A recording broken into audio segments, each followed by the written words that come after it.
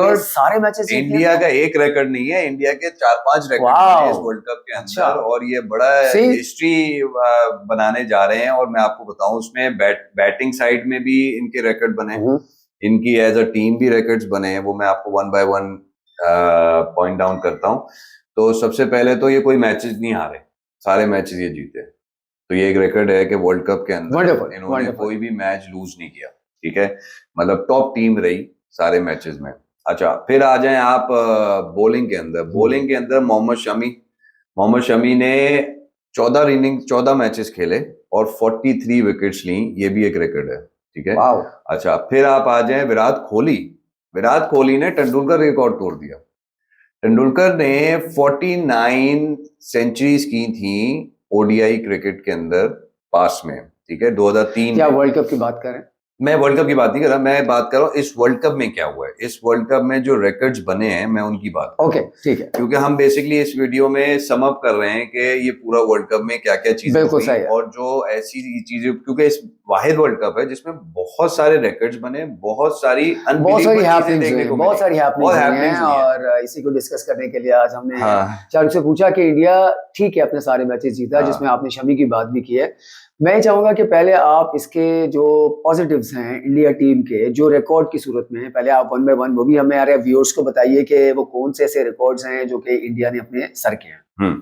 अच्छा, अब मैं तो आपको एक बताऊं कि मोहम्मद शमी जो बॉलर हैं इनके, इन्होंने 43 विकेट्स ली, 14 मैचेस खेले। वंडरफुल। ठीक है, एक रिकॉर्ड ये बना। अब हम बात करते हैं बैटिंग की। तो विराट कोहली ने एक वर्ल्ड कप के अंदर 3 कंसेक्यूटिव सेंचुरीज की हैं। ठीक है, और 2003 में रिकॉर्ड बना था, तेंदुलकर ने बनाया था 49 ओडीआई 100s। जो इस वर्ल्ड कप में जो इनका लास्ट सेमीफाइनल हुआ था, उसमें विराट कोहली ने जो एक और सेंचुरी की, तो 50th सेंचुरी थी, यानी कि उसने 50 ओडीआई सेंचुरीज बना ली। ये भी एक रिकॉर्ड का हिस्सा है और ये नंबर 1 प्लेयर हो गया और दूसरे नंबर पे आ गए अब तेंदुलकर साहब।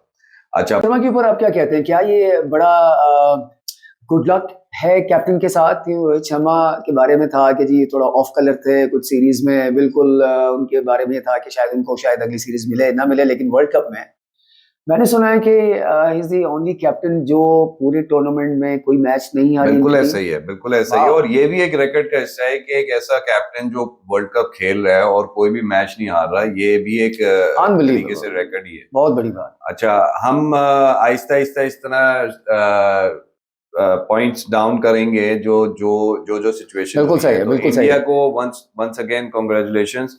और इंडिया बहुत अच्छा खेली है। इंडिया ने एक तरह से होस्ट भी थी वर्ल्ड कप में। अच्छा, मैं आपको एक मजे की बात बताऊं कि क्रिकेट जो है वो ब्रिटिशर्स की इजाद है। ठीक है, उन्होंने जाके हर कंट्री को क्रिकेट खेलना सिखाया, सब करना सीखा। लेकिन आप जानते हैं कि इंग्लैंड वर्ल्ड कप कब जीती? जो पहली दफा इंग्लैंड ने ट्रॉफी को उठाया है वो 2019 में उठाया। 1975 के अंदर पहला वर्ल्ड कप वेस्ट इंडीज ले गया, 1979 के अंदर फिर वेस्ट इंडीज ले गया, 83 में जाके इंडिया ने लिया पहला वर्ल्ड कप जो हुआ वो 75 में हुआ। 1975 में जो वेस्ट इंडीज जीती। अब आप सोचें, वेस्ट इंडीज आजकल वर्ल्ड कप में आपको नजर नहीं आती, लेकिन पहला वर्ल्ड कप 1975 का जो हुआ था वो वेस्ट इंडीज ने लेके गई। 79 का भी वो ले गए, 83 में जाके इंडिया ने अपने नाम किया। 88 में ऑस्ट्रेलिया लेके गया और 92 में तो कहने की जरूरत नहीं है। आपको पता होगा कि इस वक्त हम लोग किस कैप्टन की बात कर रहे हैं, the great Imran Khan, the legend. तो 92 में तो इमरान खान कैप्टन थे। हमारे उनकी लीडरशिप में पाकिस्तान ने वर्ल्ड कप जीता। बिल्कुल। तो मैं ये कहना चाह रहा हूँ कि इंग्लैंड ने इजाद किया क्रिकेट और 2019 में पहली दफा उनको मौका मिला कि वो उस ट्रॉफी को हाथ लगाएं, जो न्यूजीलैंड के साथ बड़ा जबरदस्त मैच हुआ था। मुझे बड़ा अफसोस हुआ था क्योंकि केन विलियमसन मेरा बड़ा फेवरेट कैप्टन था, मुझे उसकी लीडरशिप बहुत पसंद थी। तो मुझे बड़ा अफसोस हुआ था कि वो हारे गए। इस दफा भी सेमीफाइनल में उन्होंने बड़ी मेहनत की, लेकिन वो अनफॉर्चुनेटली मैच नहीं करा। लेकिन एक बात बड़ी सब बात भी कर रहे हैं इस बारे में कि केन विलियमसन के साथ क्या है कि हारे या जीते, he takes it on his chest just like me। Captain, ये बात तो मानने वाली है कि जितने मैचेस मैंने आपकी अंडर कैप्टनसी खेले हैं। मैं शाहरुख के बारे में बता दूं कि जैसा पहले पॉडकास्ट में कहा था कि मैं एक फुटबॉलर था और मतलब अभी भी हूं, बट लेकिन कैप्टन ने कुछ देखा और वो उसके बाद मुझे कीपर बना दिया और समहाउ मैंने कुछ अचीवमेंट्स भी हैं। हाँ। तो गालिबन कैप्टन का रोल ही होता है कि वो ऑब्वियसली अपने जिम्मेदारियां, अगर क्रेडिट लेता है किसी जीत का, तो ऑब्वियसली वो कैप्टन दलेरी के साथ लीडर वही होता है जो अपने क्रिटिसिज्म को भी अपने सीने पे ले। बहरहाल शाहरुख, लेट्स मूव फॉरवर्ड। मेरे आपसे पूछना ये है जी, मैं चाहूंगा आप अपनी बात भी जारी रखें कि आप थोड़ा सा टच डाउन करें कि जो अदर टीम्स थी इस वर्ल्ड कप में, उनका कुछ आपको पॉजिटिव्स क्या नजर आए। चले लेट्स स्टार्ट विद बांग्लादेश। उनका तो बांग्लादेश का तो सिंपल ही हुआ है कि उनके काफी प्लेयर्स वो हुए नए आए। अच्छा, मुझे एक बात करनी थी कि एक आपने देखा होगा कि श्रीलंका बांग्लादेश के कैप्टन ने किया कि उसकी हेलमेट, उसने जाके जब वो पिच पे खड़ा हुआ और उसने अपनी हेलमेट को टाइट करने की कोशिश की तो उसका स्ट्रैप टूट गया। तो आपने देखा होगा कि बांग्लादेश के कैप्टन ने कंप्लेन की एम्पायर से कि जी ये इन्होंने अपना 2 मिनट का टाइम पूरा कर लिया और ये अभी हेलमेट उसका जो टूटा तो उसने मंगवाया। उसने जो मंगवाने के लिए कॉल दी तो उसने कैप्टन से अपील की और उसको आउट दे दिया। इस पे श्रीलंका के बांग्लादेश के साथ बहुत ज्यादा ताल्लुकात खराब हो गए। मैच के बाद उन्होंने शेक हैंड्स नहीं किए, जो फर्स्ट टाइम देखने को मिला वर्ल्ड कप में। मैं कह रहा हूँ ना, इस वर्ल्ड कप में बहुत कुछ देखने को मिला कि वर्ल्ड कप का मैच था और श्रीलंका और बांग्लादेश का जब मैच खत्म हुआ तो सारे प्लेयर्स अलग अलग जा रहे हैं, बांग्लादेश के और श्रीलंका के प्लेयर्स अलग जा रहे हैं। और मुझे लग रहा है कि ये यहाँ पर वो वाली चीज जिसको हम कहते हैं जेंटलमैन क्रिकेट, वो उस दिन देखने में नहीं मिली हमें। मैं आपको एक इन्फॉर्मेशन देता हूँ। क्रिकेट बन गया है वर्ल्ड का 2nd नंबर स्पोर्ट्स जो देखा जाता है, ठीक है, या पसंद किया जाता है।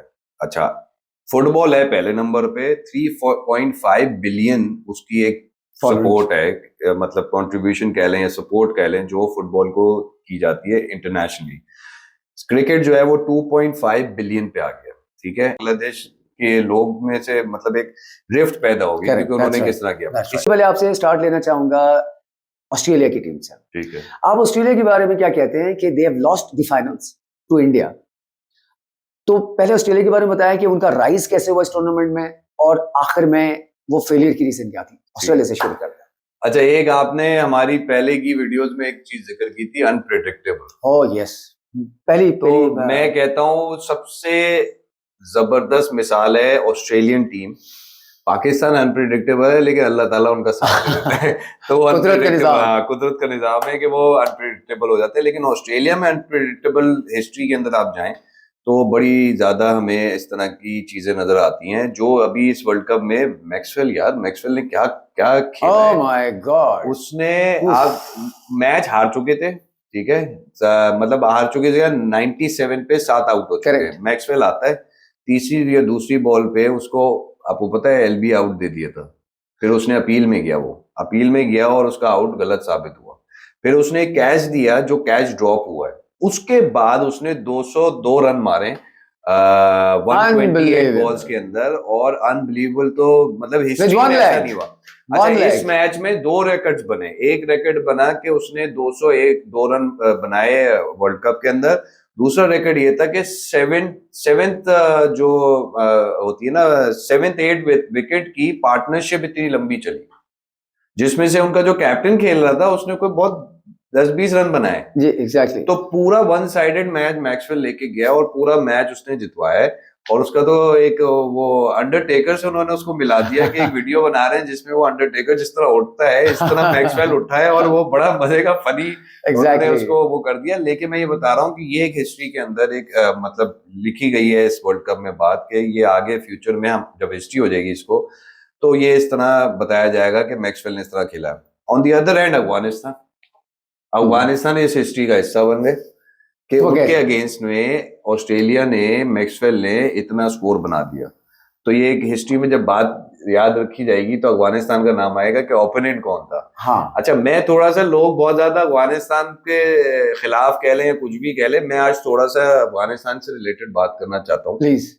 मैं थोड़ा सा उनको इसलिए रिगार्ड करूंगा कि उनको, उनकी सिचुएशन जो थी, सबको पता है उनकी हिस्ट्री में क्या सिचुएशन रही है और उन्होंने क्रिकेट सीखी कैसे, ये मैं थोड़ा सा आपको बताता हूँ।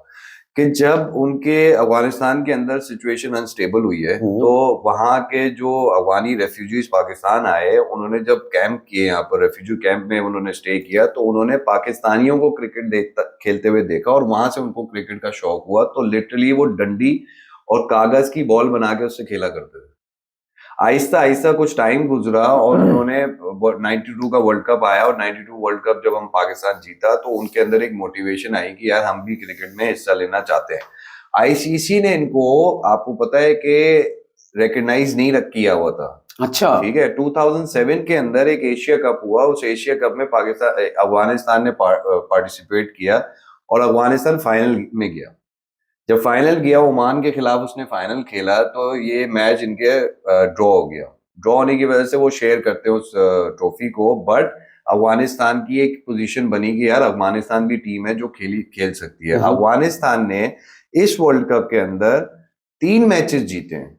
This is a record for them, क्योंकि पिछले जितने वर्ल्ड कप उन्होंने 2 वर्ल्ड कप और खेले उसमें वो एक मैच खेल के बाहर हो जाते थे। ये पहला वर्ल्ड कप था जिसमें 3 मैचेस जीते उन्होंने, ये भी उनका एक रिकॉर्ड बना है।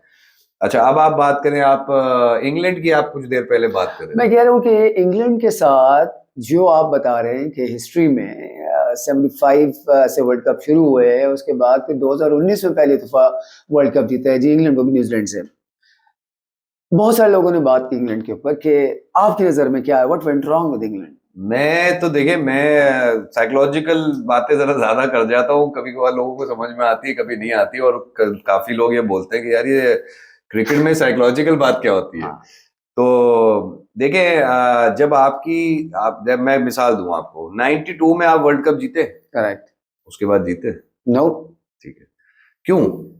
होता क्या है कि आप एक बहुत स्ट्रॉन्ग लीडरशिप में जब खेलते हैं ना, और उसके बाद जब आपको एक वीक लीडरशिप मिलती है एज अ कैप्टन, तो आपकी जो टीम है ना वो क्लैप्स हो जाती है। That same goes with England, क्योंकि इंग्लैंड में एयरन मॉर्गन जो था उसकी इतनी स्ट्रॉन्ग लीडरशिप में वो खिलाता था, जो उसने वर्ल्ड कप जिताया है। अब जैसे वो गया है तो थोड़ा टाइम लगेगा इंग्लैंड टीम को वापस बिल्कुल लॉजिकल बात कर रहे हैं कि नई लीडरशिप के अंडर में काम करने में शायद उनको कोप अप करने में ना, इस वर्ल्ड कप में बहुत सी डिफरेंट हमें ऐसी चीजें देखने को मिली जो रेयरली देखने को मिली है कि अफगानिस्तान 3 मैचेस जीत गया। अफगानिस्तान ने पाकिस्तान, श्रीलंका, इंग्लैंड, तीनों पास्ट वर्ल्ड कप जो होल्डर्स हैं, जो ट्रॉफी होल्डर्स हैं, उन तीनों टीमों को मार दिया। बेसिकली होता क्या है कि जैसे पाकिस्तान भी वर्ल्ड कप चैंपियन रह चुका है, श्रीलंका रह चुका है, इंग्लैंड रह चुका है, उन्होंने अफगानिस्तान ने उन तीनों टीमों को हरा दिया।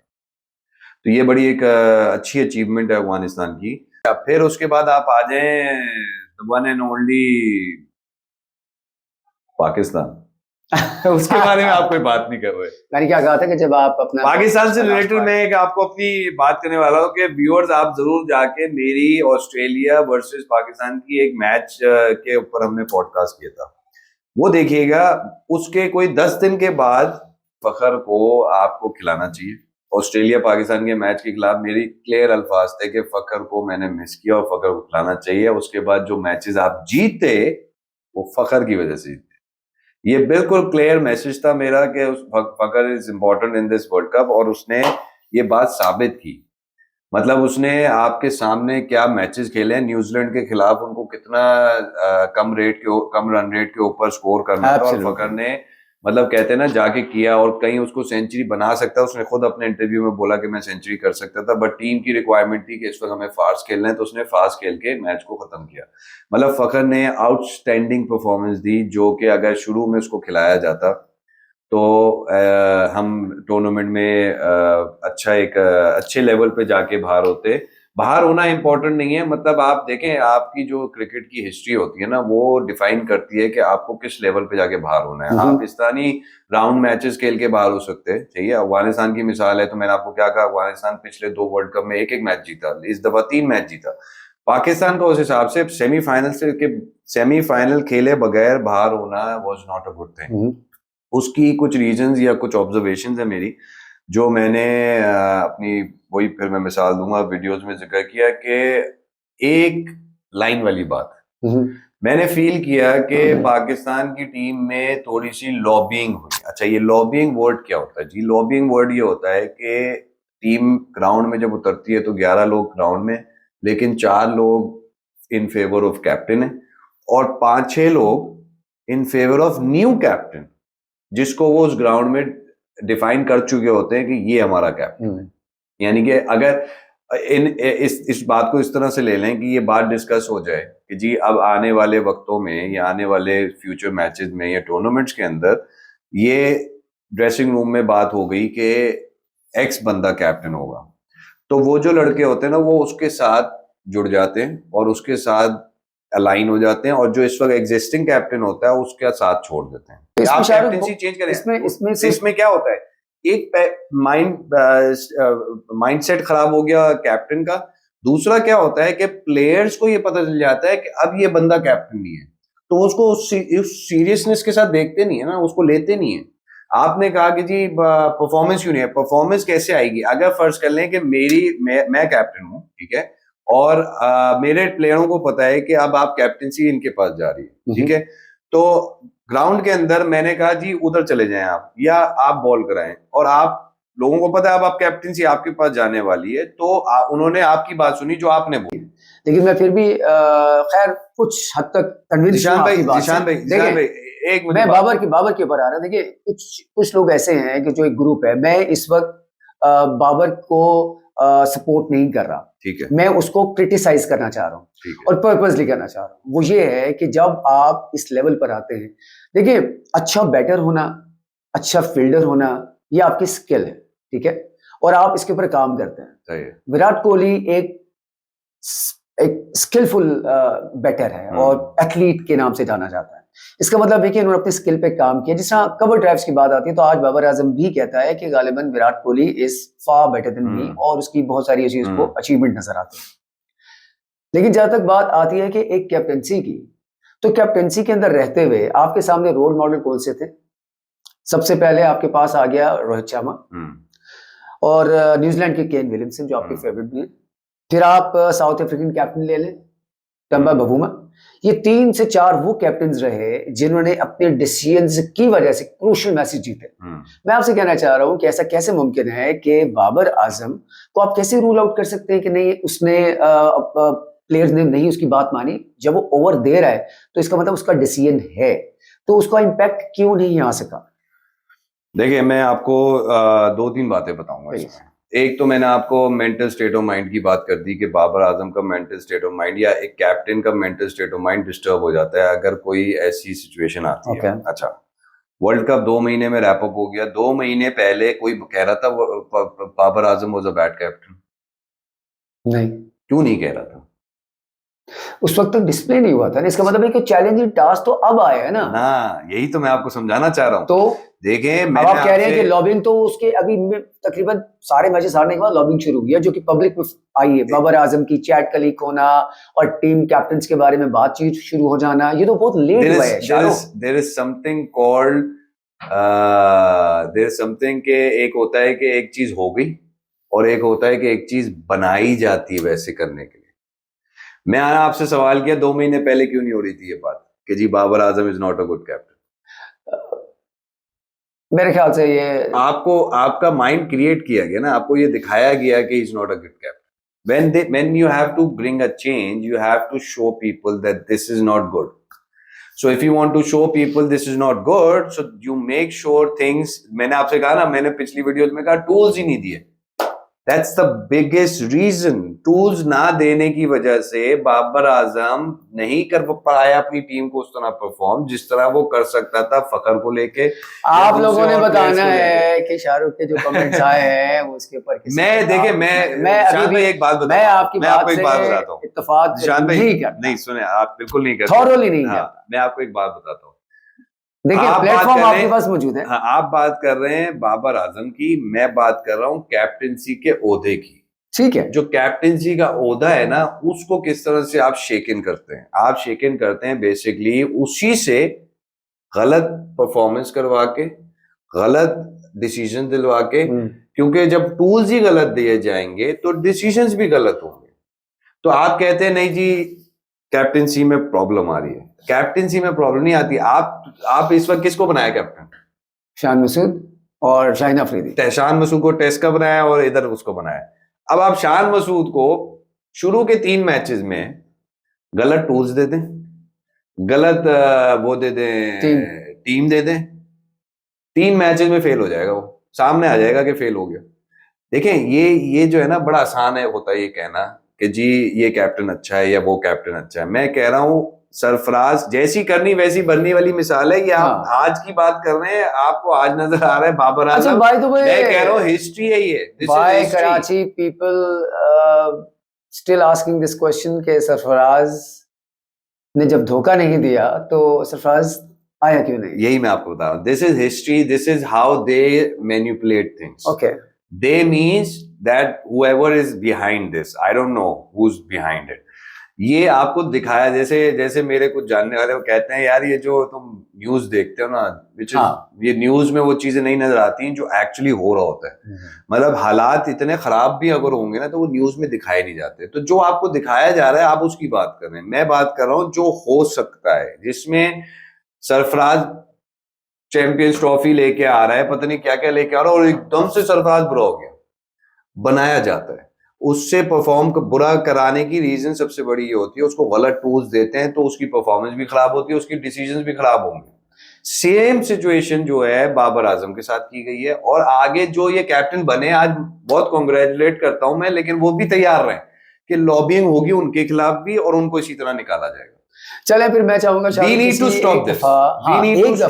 एक दफा हमें चाहिए कि हम तमाम तर उन डॉट्स को कनेक्ट करें कि अगर ये सिस्टम जारी रहा, सिलसिला जारी रहा, तो मेरे ख्याल से हम दुनिया में मजाक ही उड़ेगा जिस तरीके से इस वर्ल्ड कप में हमारे साथ हुआ। तो बहरहाल देखें इस सिस्टम में जो मैं फॉल्ट आपको बताना चाह रहा हूँ ना, फॉल्ट देखें। फॉल्ट क्या है कि जी लॉबिंग की जाती है। जब एक कैप्टन डिसाइड होता है कि इसको अब हमने कैप्टन नहीं रखना, तो टीम में लॉबी सिस्टम बन जाता है। आपको अच्छी तरह याद होगा, नहीं याद तो मैं आपको याद दिलाता हूँ कि जब सरफराज कैप्टन था तो ये सारे नए लड़के आए थे, इमाद वसीम, बाबर आजम, फखर जमान, शदाब, ये वो सब मिला हसन अली, ये सारे जो नए लड़के टीम में आए थे, टीम बहुत अच्छा परफॉर्म कर रही थी, चैंपियंस ट्रॉफी जीती, सब कुछ हुआ। लेकिन ये भी उस वक्त न्यूज आई थी कि जी इमाद वसीम ने एक लॉबी बनाई है टीम के अंदर और वो सरफराज के खिलाफ हो गए और वो सरफराज को चाहते हैं कि वो निकल जाए। इसी तरह इस वक्त बाबर आजम की सिचुएशन में शाहीन की सुनने में आ रहा है कि लॉबी बनी है और शाहीन ने एक लॉबी सिस्टम बनाया। आप शाहीन को कैसे कैप्टन बना सकते हो यार, मुझे आप ये बता दो। शाहीन के अंदर आप क्या ऐसी चीज देखते हैं जो कैप्टनसी के अंदर आती है? मैं तो नहीं समझता कि उसके अंदर कोई कैप्टनसी वाले एलिमेंट्स हैं। एक जज्बाती आदमी कैप्टन बन जाए ये वो नहीं है। देखें बाबर आजम को कैप्टन बनाना एक गलत फैसला कह सकता हूं मैं, क्योंकि बाबर आजम देखे ना, विराट कोहली की आपने बात की, विराट कोहली को कैप्टनसी से हटाया। आप जिस जमाने में कैप्टन था परफॉर्मेंस नहीं है, जाके देख लें। एग्जैक्टली कैप्टनसी से हटा, उसका फोकस क्रिकेट पे हो गया। और अभी मैं आपको बता रहा हूँ अगर बाबर आजम खेलता रहा तो बाबर आजम की परफॉर्मेंस भी वैसी वापस आ जाएगी, क्योंकि उसके जहन से उन्होंने वो प्रेशर हटा दिया। The best guy right now was Rizwan. आप रिजवान को कैप्टन बनाते, जो मैंने उस वक्त एक बात की थी, क्योंकि रिजवान प्रेशर लेके खेलने वाला प्लेयर है। तो जिशान भाई thank you very much, thank you for. मैंने आपको कह दिया कि मैं इत्तेफाक नहीं करता तो नहीं करता। अलग पॉडकास्ट के लिए जरूर मैं आपसे चाहूंगा। देखें आप फुटबॉलर रहे और सही है, आपकी भी ऑब्जर्वेशन है, लेकिन मैं समझता हूं कि जो क्रिकेट को समझते हैं वो मेरी बात को समझेंगे जो मैं कहना चाह रहा हूँ। और podcast thank you guys for watching. चलें, बहुत शुक्रिया, take care and see you next time, अल्लाह हाफिज।